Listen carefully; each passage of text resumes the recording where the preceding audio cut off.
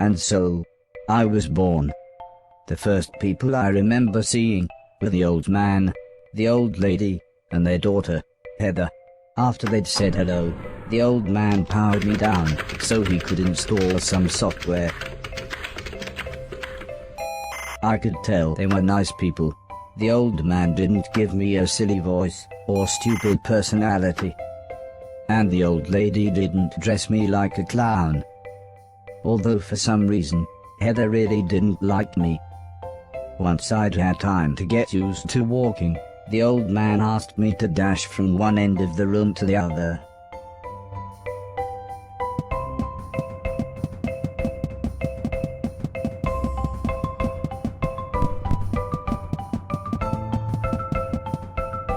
Next, the old man spent a couple of hours building some wooden platforms. He said he wanted me to jump up them, but I must admit, I was scared. It wasn't until I saw Heather and her mother happily climbing up them that I decided it might be okay.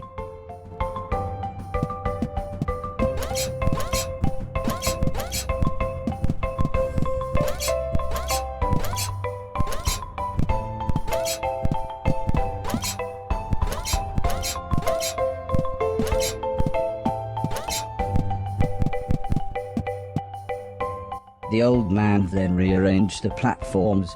He told me to try to reach the other end of the room without touching the floor. Heather said the floor's made of lava, but when I smiled at her, she just frowned and looked away.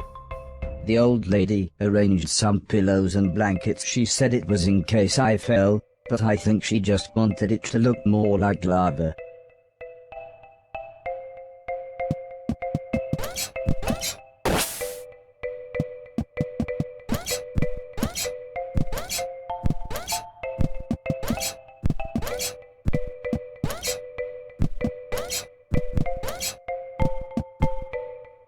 When I reached the other side, the old man just smiled and said, "That'll do, for now."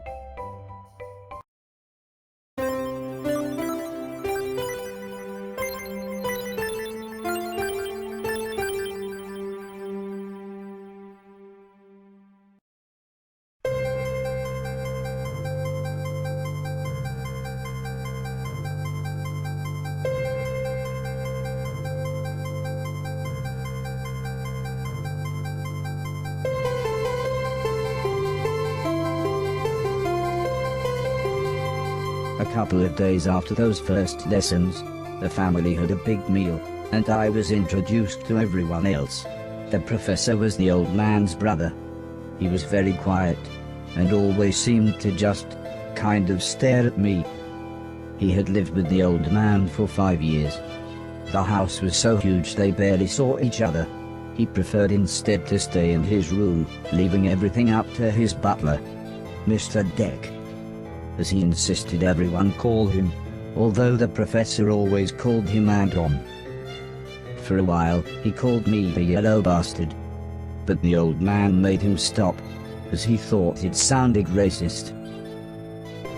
Mr. Silton was the old man's driver. Before he worked here he'd gotten in with some bad people and was the driver in a post office robbery, although it all went wrong for some reason. Mr. Silton showed me a video of his band. I'm sure some people must like it, but I just found it terrifying. Then there was Alice. She was the cook. She was a nice old lady. When she was younger she had been a TV chef. Then, years later she had a small part in Coronation Street. Mr. Silton said, before she worked for the old man, Alice was quite a hoarder. She kept old newspapers and bicycles, and something about a pool in a shoebox. The next morning, the old man gathered everyone together to show them what I was capable of. "What else does he do?" asked Mr. Silton. The old man smiled. "He can help around the house." "Could he help me with my newspaper collecting?" asked Alice. "I'm not sure that's a good idea," said the old lady, "but he can do all sorts of jobs." "Yeah," said Mr. Silton, "shove a stick up his ass and he can do Deck's job." Now," said the old man, "we have company," pointing to some important-looking people. 2 large men, both called Gary, set up what the old man referred to as lasers. He said again, I should try to get from one end of the room to the other, but I shouldn't be worried, as I had a special chip which meant no matter how damaged I was, I couldn't die. He said it was like infinite lives in a video game. But when he realized I didn't understand, he said he would explain another time.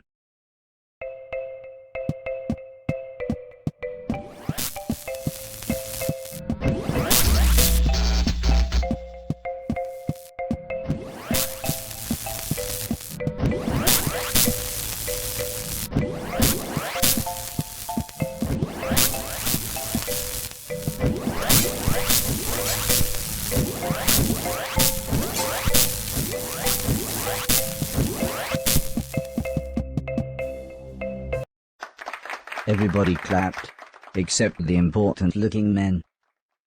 "Not exactly a cold, calculated killer, is it?" said the man in black. The man in grey laughed. "What kind of artificial intelligence was that?" he asked. "Move right, unless there's something in the way." Okay, said the old man. He turned to me and whispered, "They're going to make it quite a bit tougher, but I'm sure you'll be fine."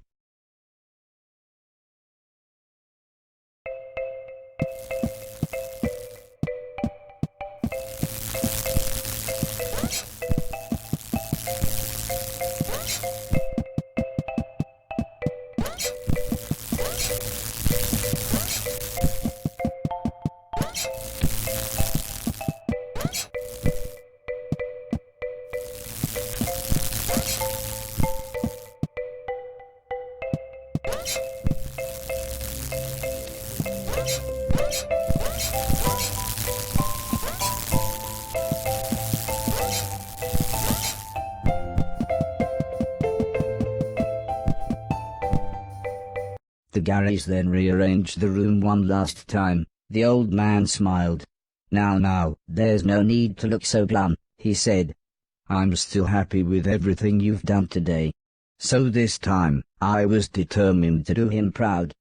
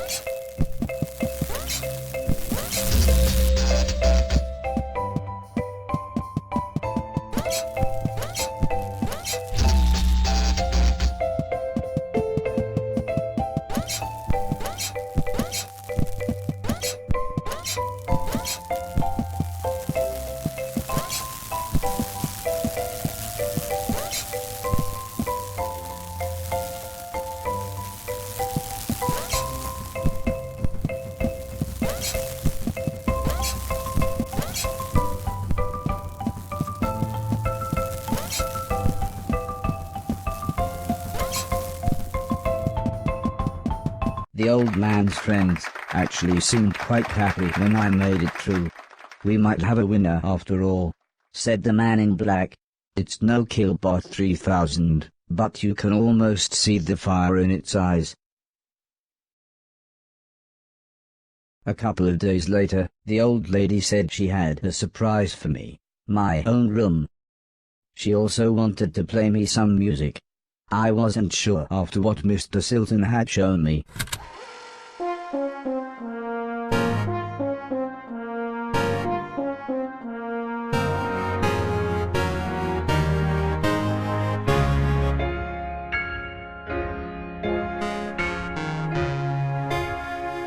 As if music wasn't amazing enough, the old lady then bought me a television set. I couldn't believe what I saw. I watched everything I could. Comedy, drama, horror, sci-fi. Anything anyone wanted to watch I would happily watch with them. Then one day, the old man set up a small box. He plugged some cables into the television and said, "This is what I meant when I said video games." I played games at every chance I could.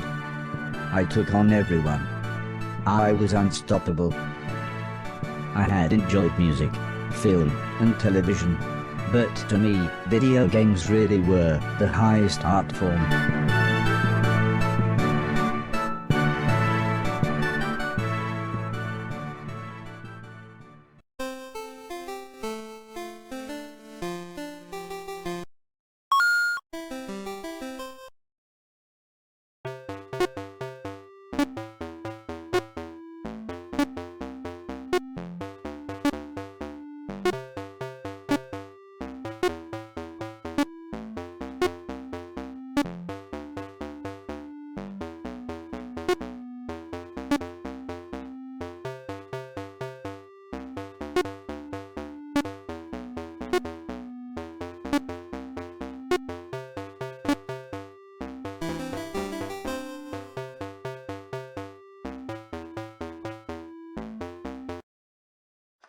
Heather's birthday was a couple of months later.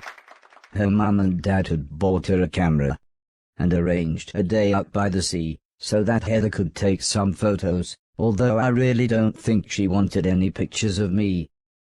When the old man asked the professor if he wanted to go, he frowned and said, "I can't believe you want to spend time with that thing. It could destroy the world."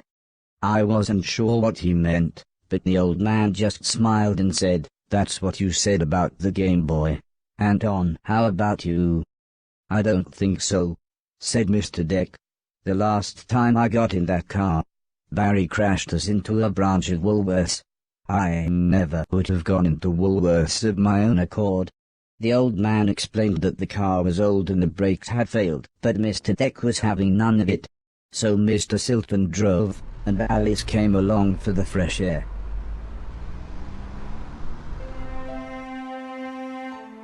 I enjoyed being outside. Although, the old lady kept telling me to be careful of the rickety old walkways. It felt like she was telling me off, but I think she was just concerned.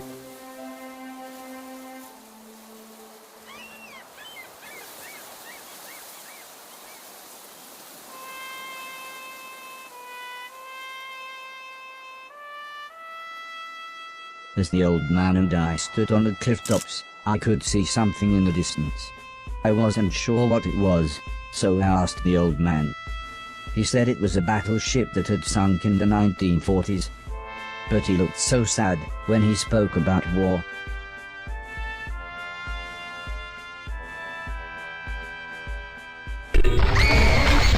I didn't see what happened, but the metal platform Heather was climbing on had collapsed. She was safe, even if the rocks she was on looked very dangerous.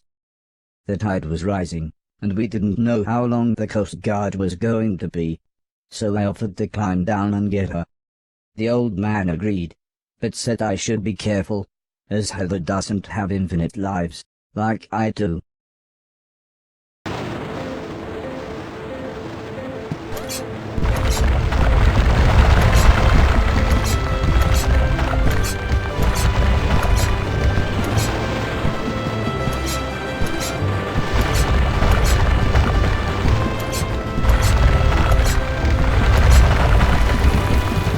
Heather was unconscious, and her leg was broken, so I picked her up as gently as I could. I decided it would be best if I didn't run the rest of the way.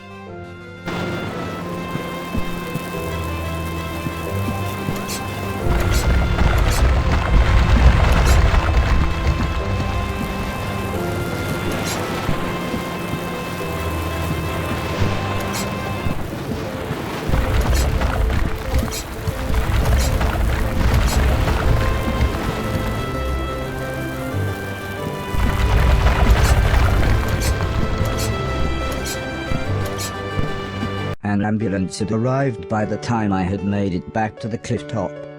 The medics made sure Heather was okay, and then took her off to hospital. A few days later, we all went to see how she was doing. She was fine, but would have to wear the cast for a couple of months.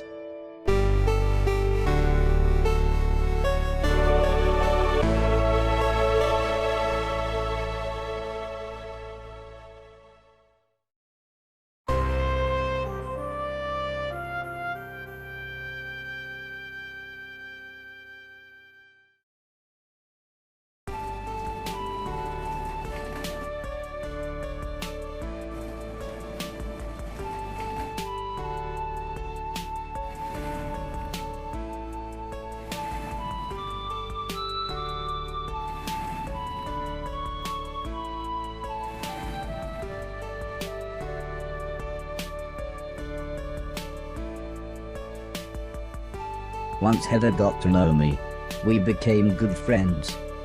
We enjoyed the same films and TV. She was also annoyingly good at some of my favorite games. After a while, she became very interested in how I worked. Soon she knew as much about me as the old man did, if not more.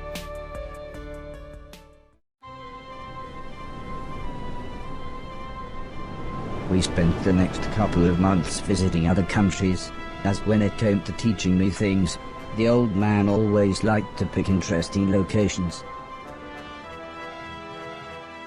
He had explained the basics of mathematics to me at the Great Pyramid of Egypt. Taught me history in the dead of night, surrounded by mysterious giant stones. And even showed me science in action high up in a hot air balloon. This is why I was surprised when the old man took me to a restaurant. It was nice, but it seemed very somber compared to the previous grand locations. He said he just wanted to chat, and this was nice and quiet. Plus it was his favorite place to eat. We talked about life, the universe, Douglas Adams, everything really. When I asked him why were we here, why did we exist, he just smiled and said, life is like a game, just don't expect to be finished anytime soon. When I looked puzzled, he said, well, everyone should have a purpose. So I asked him, what's my purpose? He thought for a bit, then said, so you want to be a real boy? Which just confused me even more. Eventually the old man said, for now, I want you to help clean things around the house. I must have looked unimpressed, as he then said, okay, I want you to clean 1,000,000 things. It didn't sound like the meaning of life. But I suppose you've got to start somewhere.